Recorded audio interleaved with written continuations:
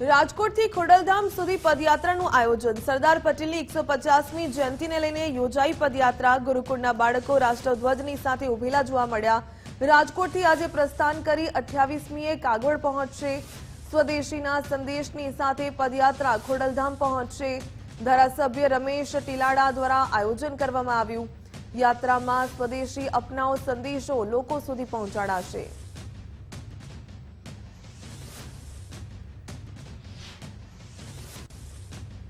સરદારેટ road અંતર્ગત રાજકોટ શહેરથી સ્વદેશી યાત્રા છે તેની શરૂઆત કરવામાં આવી છે। આગળ આ દ્રશ્યો જોઈ રહ્યા છો, પદયાત્રા માટે થઈને ખાસ એક રથ છે તે તૈયાર કરવામાં આવ્યું છે અને જેની અંદર સ્વદેશી વસ્તુઓ છે તેમના નારા છે તે લગાવવામાં આવ્યા છે। સૌરાષ્ટ્રના ઇતિહાસમાં એક નવું ડગલું, એક નવું કદમ રાજકોટ।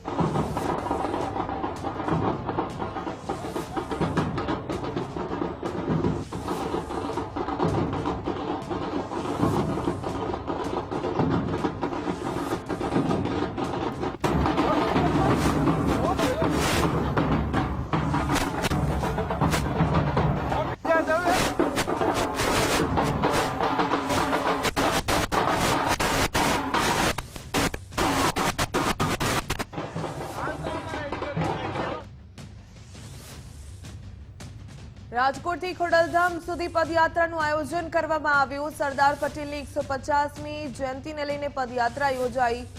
ગુરુકુળના બાળકો રાષ્ટ્રધ્વજની સાથે ઉભેલા જોવા મળ્યા। રાજકોટથી આજે પ્રસ્થાન કરી 28મીએ કાગવડ પહોંચશે।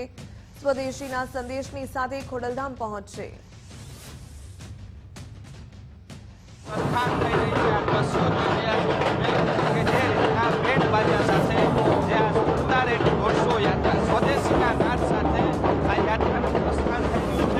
ધારાસભ્ય રમેશ ટીલાડા દ્વારા આ યાત્રાનું આયોજન કરવામાં આવ્યું છે।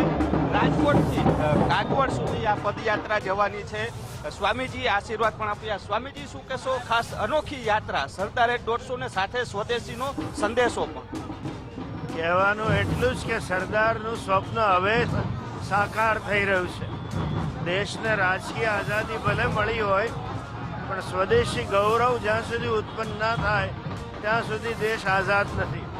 એ જ સરદારે ઊભું કર્યું હતું તે સમયે, પણ એમને પ્રારબ્ધ અનુસાર આગળ કામ ન કરી શક્યા। નરેન્દ્રભાઈ એ સ્વપ્નને આજે પૂર્ણ કરવા તરફ જઈ રહ્યા છે અને ખૂબ સુંદર યાત્રા છે। આ ભાગરૂપે રમેશભાઈને અને પાર્ટીને ખૂબ અભિનંદન પણ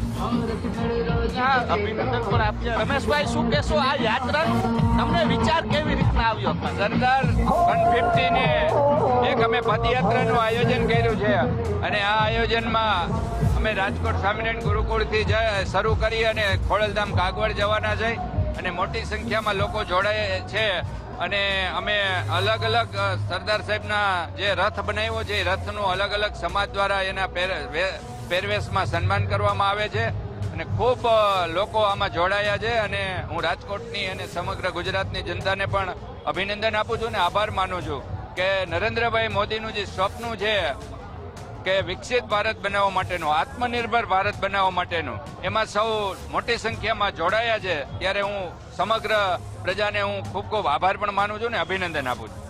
તો જે રીતના ખાસ સ્વદેશી યાત્રા છે તેમનું શરૂઆત થઈ ગઈ છે। ધારાસભ્ય છે બેન, શું કહેશો? ખાસ સરદાર યાત્રા અને રાજકોટથી કાગવડ સુધી મહત્વનો સંદેશો સ્વદેશીનો છે। આજે ધારાસભ્ય રમેશભાઈ ટીલાડા સાહેબ દ્વારા ભવ્ય સરદાર યાત્રાનું આયોજન કરવામાં આવ્યું છે। જ્યારે સરદાર જન્મ જયંતિને 150 વર્ષ પૂર્ણ થયા છે ત્યારે સમગ્ર સમાજને, સમગ્ર યુવાનોને સરદારના આદર્શોને વધુને વધુ અપનાવે અને વધુને વધુ લોકો સુધી એ વાત પહોંચે એ માટે થઈને સ્વદેશીની થીમ સાથે થઈને આ સરદાર યાત્રાનું આયોજન કરવામાં આવ્યું છે। ખૂબ મોટી સંખ્યામાં સમગ્ર સમાજ એક થઈને આ સરદાર યાત્રામાં જોડાયા છે। આખો દ્રશ્યો બતાવીશ જે રીતના લોકો એકત્ર થઈ અને સાથે જે સરદાર યાત્રામાં જોડાયા છે, સંતો મહંતો છે તેઓ પણ ખાસ જોવા મળી રહ્યા છે। એટલે કહી શકાય કે રાજકોટથી કાગવડ સુધીની આ સરદાર યાત્રા છે એમની શરૂઆત થઈ ગઈ છે। ખાસ સાહેબ શું કહેશો? જે રીતના સરદાર યાત્રાનું આયોજન, સ્વદેશીનો સંદેશો, આપનું શું કહેવું? ખૂબ સુંદર મજાનું આયોજન રમેશભાઈએ કર્યું છે। ખરેખર ખૂબ આનંદની વાત છે। સરદાર પટેલ માટે તો બોલવું એટલે સૂર્યનારાયણ ભગવાનને દીવો બતાવવા જેવી વાત છે. પણ ખૂબ સુંદર આયોજનને હૃદયથી ખૂબ ખૂબ અભિનંદન આપું છું, ધન્યવાદ આપું છું.